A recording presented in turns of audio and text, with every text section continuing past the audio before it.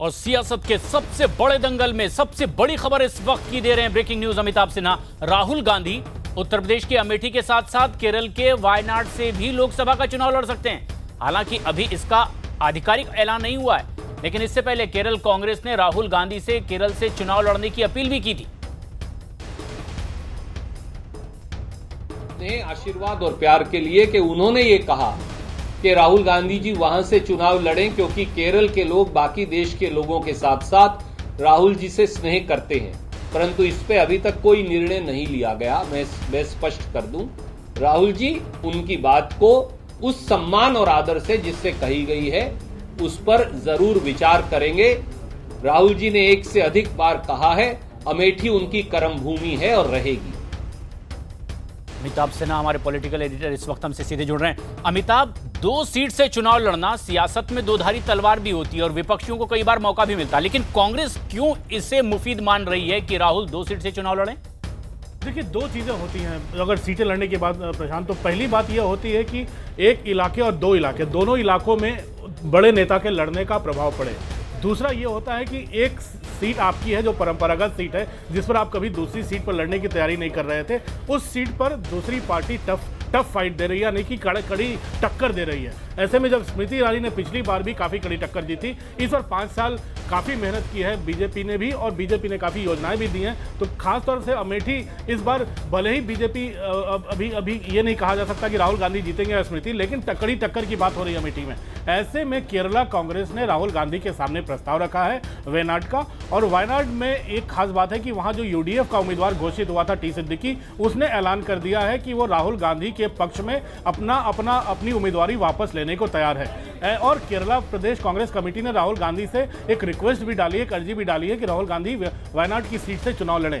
तो जाहिर तौर पर केरला प्रदेश कांग्रेस कमेटी की यह सिफारिश है राहुल गांधी के लिए कि वो दूसरी सीट से चुनाव लड़ें, ताकि राहुल गांधी जो कांग्रेस के अध्यक्ष भी हैं और कांग्रेस के पीएम पद के उम्मीदवार भी हैं, वो अगर दक्षिण भारत से भी लड़ते हैं तो शायद उसका असर पड़े और दूसरा की सेफ सीट भी रहे। तो ऐसे में कितनी उनकी बात राहुल गांधी मानते हैं, राहुल गांधी पर तय करना है, लेकिन अभी अंतिम फैसला इस पर करना बाकी है। लेकिन केरला कांग्रेस पूरी तरह से तैयार है कि राहुल गांधी वहां कर चुनाव लड़ें, इसके लिए उम्मीदवारी भी उसकी वापस लेने को तैयार है वहां पर। और विपक्षियों को ऐसे में मौका भी मिलता है, और ऐसी पूरी उम्मीद भी है कि बीजेपी इस नजरिए से भी प्रचारित करेगी कि आखिर राहुल को एक सेफ सीट की तलाश में जुटना पड़ा। लेकिन अगर कांग्रेस के परसेप्शन से इसे पूरे देखें, क्या वाकई कांग्रेस एक सेफ सीट चाह रही थी या फिर और प्रभाव फैलाने की ये कवायद? देखिए, अगर कांग्रेस के नजरिए से देखें तो ये दोनों बातें जो मैंने आपको कही वही हैं। एक तो अपने प्रभाव क्षेत्र फैलाने की बात है, लेकिन दूसरा एक सेफ सीट की बात है जो बीजेपी जरूर कहेगी। खासकर स्मृति ईरानी जो बीजेपी की कपड़ा मंत्री, केंद्रीय कपड़ा मंत्री भी है, टेक्सटाइल मिनिस्टर भी है, जो लगातार पिछले 5 सालों से चुनाव हारने के बाद भी उन्होंने अमेठी नहीं छोड़ा है, उनके लिए एक बहुत बड़ा मौका मिल जाएगा राहुल गांधी को घेरने का। और यही कारण है कि राहुल गांधी हो सकता है कि आने वाले दिनों में कोई बड़ा फैसला लेने से हिचके कि दूसरी सीट से लड़ना है। लेकिन फिलहाल कांग्रेस के हलकों से यही संकेत आ रहे हैं कि वायनाड सीट से राहुल गांधी लड़ सकते हैं, और राहुल गांधी पर केरला कांग्रेस का भी दबाव है। केरला कांग्रेस की तरफ से अर्जी रिक्वेस्ट भी आ चुकी है। तो ये तमाम ओमान चांडी जो पूर्व मुख्यमंत्री हैं और पार्टी के महासचिव, उन्होंने भी तमाम नेताओं से बात कर ली और राहुल गांधी को केरला कांग्रेस का संदेश भी दे दिया है। लेकिन अभी तक उनकी हामी नहीं मिली है, बस राहुल गांधी की हामी का इंतजार है, उसके बाद ही औपचारिक ऐलान होगा। लेकिन अमिताभ, एमएल शाहनवाज एक ऐसा कद्दावर नाम केरल में कांग्रेस का जो लगातार पिछले 2 चुनाव इस सीट से लगातार जीतते रहे हैं। ऐसे में जबकि एक नए उम्मीदवार टी सिद्दीकी का ऐलान भी कर दिया गया था, नाम उन्होंने वापसी कर ली, क्या यह माना जाए कि पूरे रणनीतिक तौर पर यह प्रक्रिया कांग्रेस में हो रही है? देखिए, जो कई बार होता है कि जब कैंडिडेट के सर्वे में सही नंबर नहीं आते तो उनके नाम को विड्रॉ कर लिया जाता है। ऐसे में टी सिद्दीकी का नाम आया है जो यूडीएफ के उम्मीदवार वहां पर थे। तो जाहिर तौर पर अगर एक नए उम्मीदवार का नाम आया है तो कुछ सोच समझकर ही पार्टी ने सामने किया होगा कांग्रेस ने। लेकिन अब वही टी सिद्दीकी अब राहुल गांधी के पक्ष में अपना नाम वापस लेने को तैयार हैं। उन्हें केरला कांग्रेस ने मना लिया है। अब सिर्फ राहुल गांधी की औपचारिक हामी का इंतजार है जो केरला कांग्रेस कर रही है, उनकी पार्टी ही कर रही है। और देश की जनता को भी इंतजार होगा कि राहुल गांधी 2 सीटें लड़ते हैं या फिर सिर्फ अमेठी में सिमट कर रह जाते हैं। तो औपचारिक ऐलान का इंतजार। फिलहाल शुक्रिया अमिताभ आपका इस बड़ी खबर के लिए। तो जहां कांग्रेस 2 सीटों से राहुल को चुनाव लड़ाना चाहती है, वहीं राहुल पर हमलावर हैं सीधे बीजेपी अध्यक्ष अमित शाह। अमित शाह ने कांग्रेस नेता सैम पित्रोदा के पुलवामा पर दिए गए बयान के बहाने कांग्रेस और सीधे राहुल गांधी पर जमकर हमला बोला है। उन्होंने कांग्रेस से पूछा है कि क्या पुलवामा हमले को कांग्रेस आम घटना मानती है।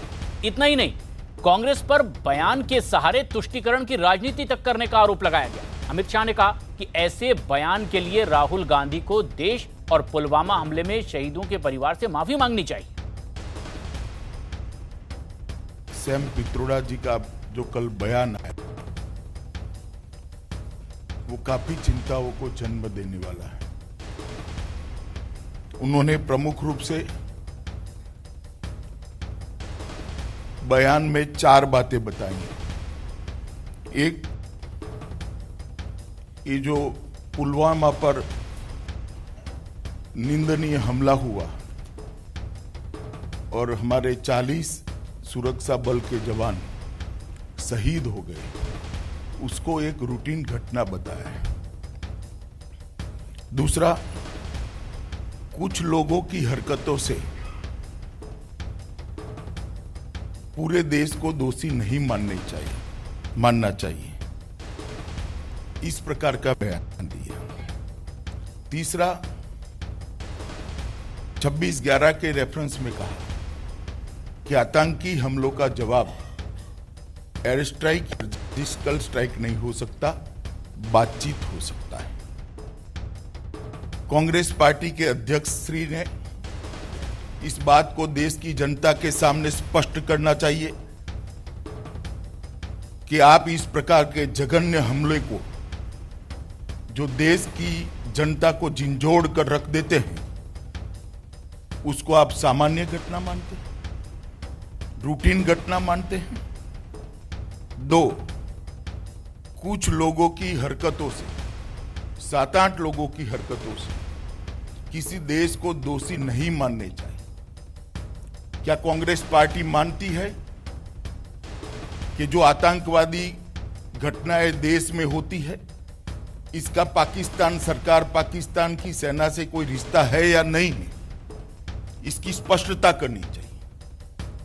अगर रिश्ता है तो फिर दोषी कौन है, इसका जवाब कांग्रेस पार्टी ने देना चाहिए। और तीसरा, आतंकवादी हमले का जवाब सर्जिकल स्ट्राइक और एयर स्ट्राइक से नहीं देना चाहिए, बातचीत से इसका समाधान ढूंढना चाहिए। क्या ये कांग्रेस पार्टी की आतंकवाद को डील करने की नीति अधिकृत है क्या? कांग्रेस पार्टी के अध्यक्ष ने तीनों मामलों पर देश की जनता को जवाब देना चाहिए। जब देश पर इस प्रकार के आतंकी हमले होते हैं, देश के सुरक्षा बल और सेना के जवान हताहत होते हैं, देश के नागरिक हताहत होते हैं, और कांग्रेस पार्टी और उनके इतने प्रमुख पदाधिकारी बातचीत का रास्ता सुझाते हैं, इससे कांग्रेस पार्टी सहमत है क्या? कांग्रेस पार्टी हर बार चुनाव नजदीक आती है तो तुष्टीकरण की राजनीति करती है, एपीसमेंट की पॉलिटिक्स करती है, वोट बैंक की पॉलिटिक्स करती है। इसमें मुझे कोई आपत्ति नहीं, ये उनकी परंपरा है। कई सालों से, 3 दशकों से कांग्रेस ने एपीसमेंट का बीज इस देश के अंदर बोया है।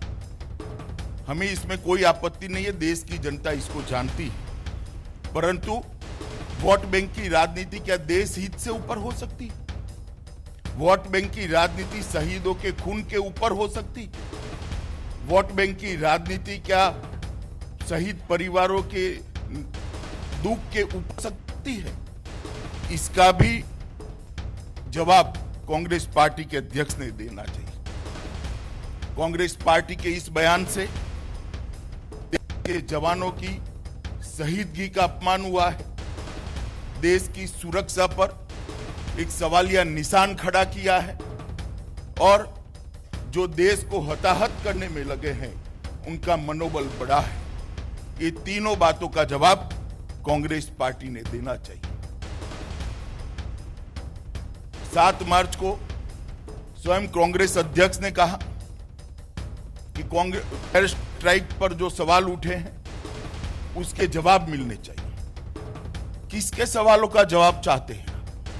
कौन सवाल उठा रहा है? एयरफोर्स पर सवाल उठाने का काम कौन कर रहा है? आप अपरोक्ष रूप से किसका समर्थन करते हैं? भारतीय एयरफोर्स, भारत की एयरफोर्स पर संदेह करना ये किसी भी पार्टी के राष्ट्रीय अध्यक्ष के लिए मैं मानता हूं उचित नहीं। इसका भी जवाब उन्होंने देना चाहिए। जब 6 अक्टूबर 2016 को शायद यूपी में कांग्रेस अध्यक्ष ने एक बयान दिया था कि आप खून की दलाली, उस वक्त सर्जिकल स्ट्राइक के वक्त उसको आप खून की दलाली का टैग लगाने का प्रयास करते हो, एयर स्ट्राइक के वक्त उस पर शंका उत्पन्न करते हो। किसको खुश करना चाहते हैं? आप वोट बैंक की राजनीति को इतने आगे ले जाने का प्रयास मत करिए। पूरा देश आपको देख रहा है। जेएनयू में जब भारत विरोधी नारे लगते हैं, आप इसको अभिव्यक्ति की आजादी कहते हैं और इनके समर्थन में वहां जाकर खड़े होते हैं। ये भी एक वोट बैंक की राजनीति का तुष्टीकरण का एक घिनौना उदाहरण है। कांग्रेस पार्टी हर बार चुनाव नजदीक आती है तो तुष्टीकरण की राजनीति करती है, एपीसमेंट की पॉलिटिक्स करती है, वोट बैंक की पॉलिटिक्स करती है। इसमें मुझे कोई आपत्ति नहीं। ये उनकी परंपरा है। कई सालों से, 3 दशकों से कांग्रेस ने एपीसमेंट का बीज इस देश के अंदर बोया है। हमें इसमें कोई आपत्ति नहीं है, देश की जनता इसको जानती है। परंतु वोट बैंक की राजनीति क्या देश हित से ऊपर हो सकती है? वोट बैंक की राजनीति शहीदों के खून के ऊपर हो सकती है? वोट बैंक की राजनीति क्या शहीद परिवारों के दुख के ऊपर सकती है? इसका भी जवाब कांग्रेस पार्टी के अध्यक्ष ने देना चाहिए। कांग्रेस पार्टी के इस बयान से देश के जवानों की शहीदगी का अपमान हुआ है। देश की सुरक्षा पर एक सवालिया निशान खड़ा किया है और जो देश को हताहत करने में लगे हैं उनका मनोबल बढ़ा है। ये तीनों बातों का जवाब कांग्रेस पार्टी ने देना चाहिए। एक कांग्रेस अध्यक्ष श्री राहुल गांधी की रणनीति का हिस्सा है वोट बैंक की ओछी राजनीति, तुष्टीकरण की राजनीति।